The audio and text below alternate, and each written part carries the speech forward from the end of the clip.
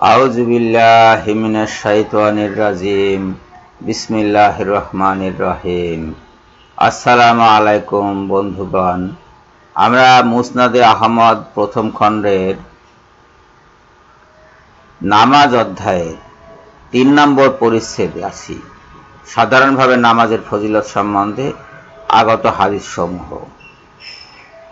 আজ আমি এমন দুটি হাদিস উল্লেখ করব যে দুটি হাদিস থেকে আপনারা জানতে পারবেন যে রাসূল সাল্লাল্লাহু আলাইহি ওয়াসাল্লাম মৃত্যুর পূর্বে সর্বশেষ কি ওসিয়ত আমাদের জন্য করে গেছেন।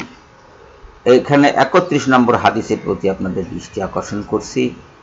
উম্মু সালামা রাদিয়াল্লাহু তাআলা আনহা থেকে বর্ণিত, তিনি বলেন, রাসূল সাল্লাল্লাহু আলাইহি ওয়াসাল্লামের সর্বশেষ ওসিয়ত ছিল, নামাজ পড়ো, নামাজ পড়ো এবং তোমাদের দাস দাসীদের প্রতি সদাচরণ করো।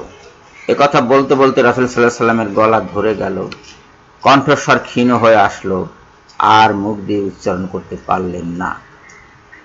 এটি ইবনে মাজাহ শরীফেও আছে।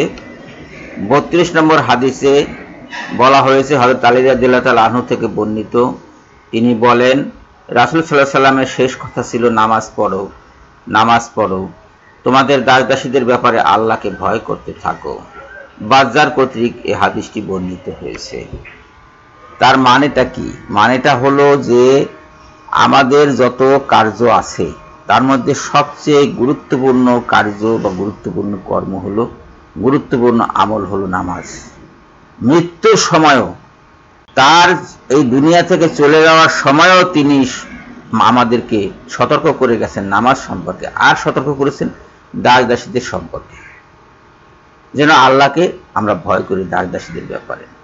যারা বলে ইসলামে মানবতা নেই, তাদের এই হাদিস দেখানো উচিত এবং তাদের চোখ খুলে দেওয়ার ব্যবস্থা করা উচিত যে মানবতা কাকে বলে দেখে নাও। যারা নামাজের বিরোধিতা করে, যারা নামাজকে আমল হিসেবেই গণ্য করতে চায় না, সৎকর্ম হিসেবেই গণ্য করতে চায় না, সজল রোশন, মাহবুব যশোরী এবং তাদের মতো আরো অনেকে, যারা নামাজকে বাদ দিয়ে ইসলাম রক্ষা করতে চায়, তাদের এই হাদিস পড়ানো দরকার। না, এই হাদিসে কোনো ভুল নাই, এই হাদিসে কোনো মিথ্যা নাই, এবং এই হাদিস আমি অন্যান্য হাদিস গ্রন্থেও পেয়েছি।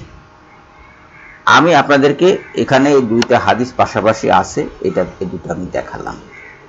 আপনারা সতর্ক হন, দোয়া করুন যেন আমিও সতর্ক হতে পারি। আসুন আমরা সবাই মিলে নামাজের প্রতি আমাদের উদাসীনতা দূর করি এবং ঠিকভাবে নামাজ আদায় করি।